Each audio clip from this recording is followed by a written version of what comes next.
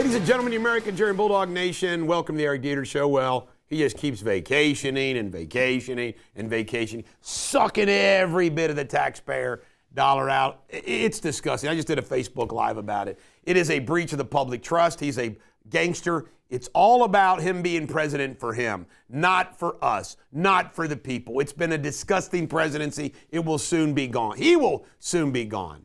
Thank God. 1.1 million cocaine stash found near the U.S.-Canadian border. That's a lot of blow. A body was found in the wheel well of a United flight to Maui. Is that better or worse than planes having parts fall off them? Wow, that is wild, isn't it?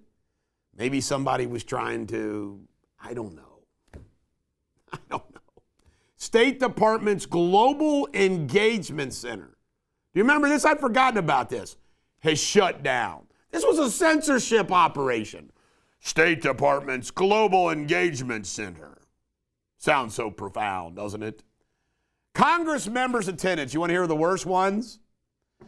Rawi Gruawi, Democrat, Arizona, missed 455 votes, 88%, but he's got a good excuse, cancer treatment. Dwight Evans, Pennsylvania, missed 63% of the votes. Good excuse, stroke. But if they can't do their job, why not just abdicate? Kay Granger, 54% of the votes, retirement facility, demented. See how these politicians just won't quit? Let go. Dean Phillips, 149 votes during the presidential campaign. In the Senate, Vance missed most of the votes after becoming Trump's running mate. Joe Manchin skipped 90 votes ahead of his retirement. Cena, 73 votes ahead of retirement. Mike Braun, 70 votes while running for governor. Wow. Crazy.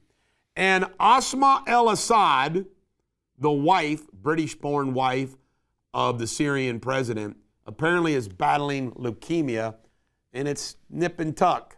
She previously had beaten, I think, breast cancer. But these are despicable human beings. All right, coming up next, your local news. All right, ladies and gentlemen, here we go with our local news. Ohio minimum wage increases January 1st to $10.45 to $10.70. And you know what, folks? I say this all the time, and I'm okay with that because wages are really controlled by supply and demand, not minimum wage. Minimum wage is kind of really silly when you think about it. We ought to maybe set like a suggested, I mean, it just makes no difference. I've been saying this, I don't know how anybody survives as a couple if they're not each both making $20 an hour. And I don't know what job today, it seems to me that every job deserves $20 an hour. I mean, a fast food worker, I mean, come on, man, that's hard work. For a whole hour? I don't understand. I mean, I don't know. Dominic Weaver was arrested with $100,000 child support debt after he got off a cruise. He's in trouble. Smoking this and that barbecue in Florence had a $7,000 theft captured on video, but you can't tell who the hell the people are. And the Ohio State Auditor has found $2 million in improper Medicaid payments from Caregiver Grove. Uh-oh. Coming up next, Jamie Spindley in his World News. I have been just waxing him in chess. I've won 7 out of the last 8 games. He's reeling. He's depressed. He's sad.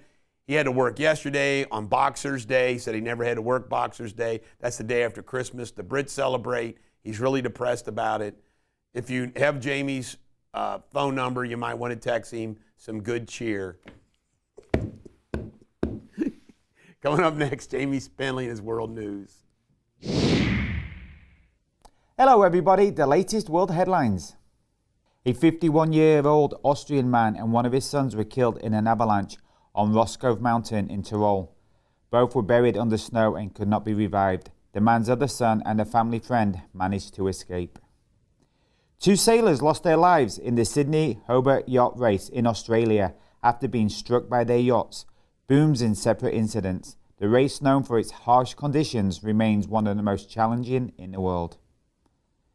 In other news, Israeli airstrikes targeted several locations in Yemen, including Sana'a International Airport and nearby Ali Dani Air Base.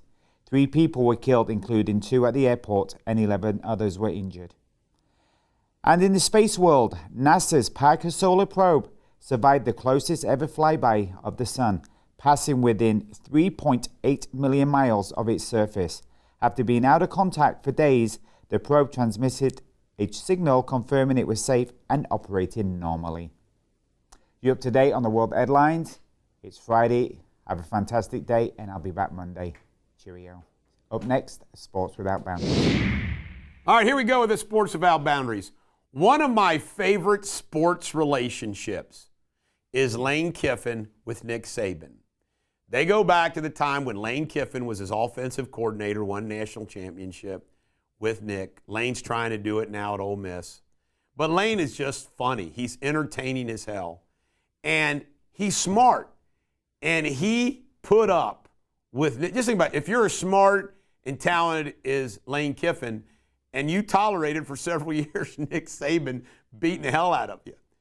And it hasn't soured the relationship. And the latest is, and I think it's a great idea, because they have the same view about college football right now. He's advocating Nick Saban for commissioner of college football. Would that not be, the NCAA ought to make Nick Saban commissioner of college football. He would solve the damn problems. He would. All right, Toledo advanced 12-10 in bowl game history. Folks, I want to tell you something. This game was wild. It was funny. There was nothing to watch. My wife and this game. So let's watch a football game we don't care about. Although I was rooting for Pitt because Tony Dorsett played for Pitt. This game ends up going into 6 overtimes. 6 overtimes. Toledo celebrated twice and had to uncelebrate, and they finally got to celebrate. They deserved to win the game. All right, T. Higgins' ankle injury, he's out. But guess what? Orlando Brown is back. Seahawks beat the Bears in a very baseball-like score, 6-3. I could not bear to watch it. And CeeDee Lamb has been shut down on the shoulder. Why not? Dallas is out of the playoffs. Shut everybody down. Coming up next, pop culture. All right, here we go with pop culture. Sean Hannity and Ainsley Earhart, who have been seeing each other for a long time, got engaged at their church. I want to tell you something. Sean Hannity just every year the same, he spits out the talking points of everything, blah, blah, blah. And Ainsley Earhart, is like, seems like it's too good to be true. But I just want to tell you something about my opinion of these two. They're good people. I mean, Sean Hannity isn't rough and tumble like me. He's a company man with Fox. But you can tell to his core, he's a good guy. And Ainsley Earhart, you can tell it's legit. She's a Southern sweetheart. So congratulations to Sean Hannity and Ainsley Earhart. They're worth rooting for. All right, Jay-Z's accuser's name has to remain anonymous according to the judge for now. We'll see how it all unfolds. Jay-Z's in trouble. But the NFL doesn't care about that.